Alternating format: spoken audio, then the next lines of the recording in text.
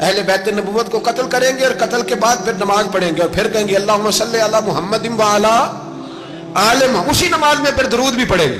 یہ کیسا مرتبہ ہے، کیسا انداز ہے، دوستی قاتل سے بھی مقتول سے یارانہ بھی۔ امام حسین نے حر بن یزید امام حسین سے کہنے لگا مجھے حکم ہے آپ کو روکنے کا، آپ آگے نہیں جا سکتے۔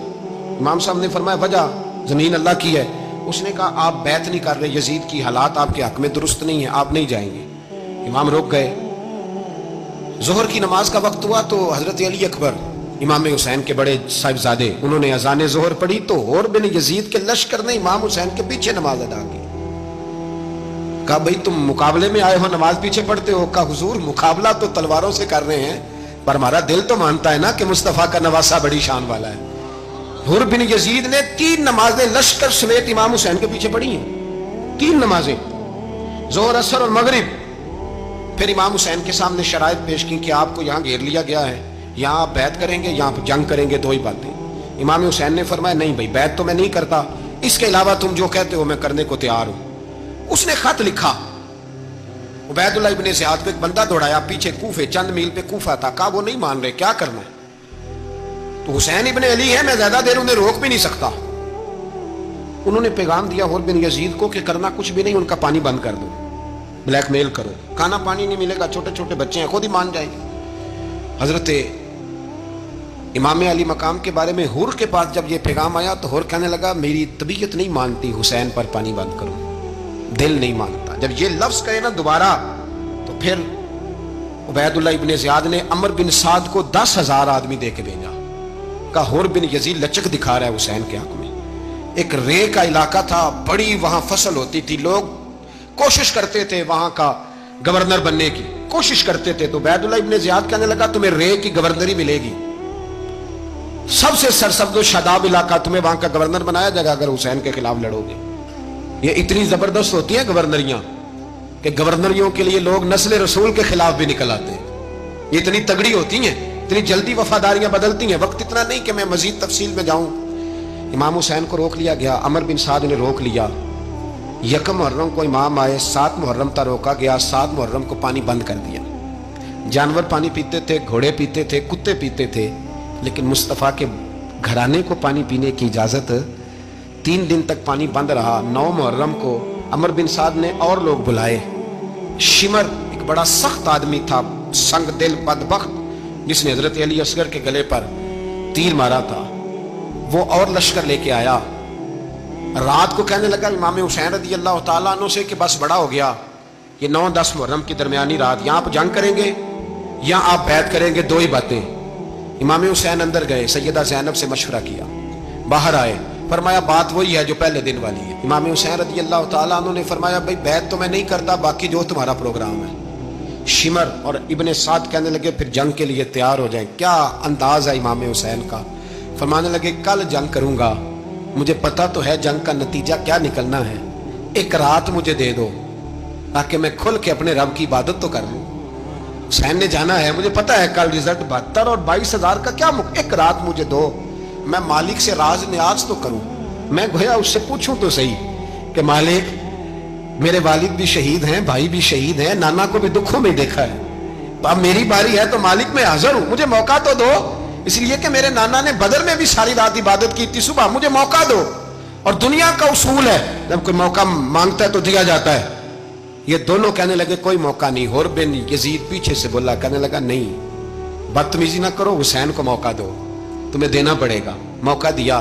حر بن یزید نے پھر منت کی، کہا حضور آپ مہربانی کریں مان جائیں۔ فرمایا ماننے والا کھاتا کوئی نہیں، یہ بڑا مشکل کام ہے بھائی، ضمیر کا سودا اب تو عام ہو گیا، بازار لگتے ہیں، ریٹ لگتے ہیں، اپنی اپنی چاہتوں پہ لوگوں نے اپنے اپنے انداز سجائے ہوئے، کوئی آدمی بس اچھے طریقے سے نام لے لے تو بس ہم اس کے پیچھے چل جاتے ہیں، اب تو عام ہو گیا یہ معاملہ۔ امام حسین نے فرمایا ہو ہی نہیں سکتا، ممکن ہی نہیں ہے۔ ساری رات عبادت میں گزری، ریاضت میں گزری، تہجد کا وقت ہوا تو گھر والوں کو بلایا، فرمایا دیکھنا تمہاری سی کی آواز نہ باہر آئے، خبردار سی کی آواز نہ آئے۔ اور امام زین العابدین سے فرمایا تو بیمار ہے، تو جہاد نہیں کرے گا، لیکن خیال رکھنا پیچھے۔ اور بڑی قیمتی بات بتا رہا ہوں، ہماری بیویاں کسی کے گھر میت ہو جائے تو 4 دن بخار نہیں اترتا۔ امام علی مقام نے سیدہ زینب سے فرمایا تو بڑی ہے، میری بہن ہے، پیچھے سارے بچے ہیں، جوان ہیں، ان کے حوصلے تیری ذمہ داری ہے۔ صبح جنگ کا طبل بجنے لگا، فجر کی نماز پڑھی، سورج چڑھا، 10 محرم کا دن، جمعے کا وقت، جناب سیدنا امام حسین رضی اللہ تعالیٰ عنہ نے ریت پر سجدے کیے، لمبے سجدے، لمبی نماز، سورۃ الشمس کی آیات دوسری رکعت میں پڑھی تو سارا کربلا گونجنے لگا۔ کیا انداز تکلم تھا امام علی مقام کا۔ نماز مکمل ہوئی تو حور بن یزید، عمر بن سعد اور شیمر سے کہنے لگے واقعی حسین سے لڑو گے؟ پتہ نہیں کون ہے۔ قل لا اسألکم علیہ اجرا، تم نے نہیں پڑھا؟ الا المودۃ فی القربى، تمہاری آنکھیں بند ہیں۔ الحسن والحسین سید الشباب اہل جنہ، تمہیں نہیں پتا؟ کہنے لگا چپ کر، حکومت نظر آ رہی ہے۔ اور بن یزید کہنے لگا پھر میرا بھی فیصلہ سنو، مجھے حکومت نہیں چاہیے، مجھے جنت چاہیے۔ حکومت نہیں چاہیے۔ امام حسین کی پہلی فتح دیکھیں، اور بن یزید ایڑی لگا کے نا یزید کے لشکر سے نکل کے امام حسین کے لشکر میں شامل ہو گئے، اور پہلا شخص جس نے امام حسین کو روکا، امام حسین کے نام پر پہلا سر بھی اسی شخص نے کٹایا ہے۔ لیکن یزید کی قبر پہ لعنت بھی کوئی نہیں برساتا، اس کا محل تھا بہت بڑا، لیکن جب لوگ کربلا میں امام حسین کو سلام کرنے جاتے ہیں تو قدموں میں حور بن یزید کا مزار بھی بنا ہوا ہے، اس کو بھی سلامی دی جاتی ہے۔ اور اب ہم اکیلا حور بن یزید نہیں کہتے، ہم کہتے ہیں حور بن یزید رضی اللہ تعالی۔ اب ہم اتنی تعظیم کرتے ہیں اس حور کی۔ جناب امام حسین کو میدان میں کھڑا کیا گیا، جہاد کا طبل بجا، پہلے خدام آئے، اور سن لو آج وہ پتہ نہیں بازاری سے لوگ چڑھ گئے ہیں اسٹیجوں پہ، بازاری سے، نہ چہرے پہ داڑھی ہے نہ سر پہ کوئی کپڑا ہے، بازاری لوگ ہیں، بھاگ رہے ہیں، بازو چڑھائے ہوئے ہیں، بٹن کھولے ہوئے ہیں، تماشا بنا دیا۔ سننے والوں کا بھی اللہ ہی حافظ ہے، وہ سٹیج پہ اہل بیت کی شان بیان کرتا ہے، بھاگ کے ادھر جاتا ہے، یہ کوئی طریقہ ہے؟ سننے والوں کا بھی عجیب انداز ہے، ہر بندے کو سننے بیٹھ جاتے ہیں۔ دین مہذب ہے، تہذیب والا ہے، دلائل رکھتا ہے، دین وقار رکھتا ہے، ایسے لوگ اب دین بیان کریں گے؟ حضرت سیدنا امام حسین رضی اللہ تعالیٰ عنہ صبح جب جہاد کا وقت آیا، پتہ ہے کون کون تھے کربلا میں؟ امام حسین کے ساتھ امام حسین کے 4 بھائی تھے کربلا میں۔ کتنے؟ بول کے بتائیں۔ حضرت علی کے 4 بیٹے، عباس بن علی، جن کو حضرت عباس کہا جاتا ہے نا، علمدار، یہ حضرت علی کی دوسری زوجہ میں سے عباس بن علی بھی تھے، اور ابو بکر بن علی بھی تھے، عمر بن علی بھی تھے، عثمان بن، یہ حضرت علی کے بچوں کے نام ہیں۔ یہ آپ کے شہزادے امام حسین کے ساتھ شہید ہوئے، ان کا نام صرف اس لیے نہیں لیا جاتا کہ ان کا نام خلفائے ثلاثہ کے نام پہ، حضرت علی نے اپنے یاروں کے نام پہ رکھا ہے تو تم نے کربلا کے میدان سے خارج کر دیا۔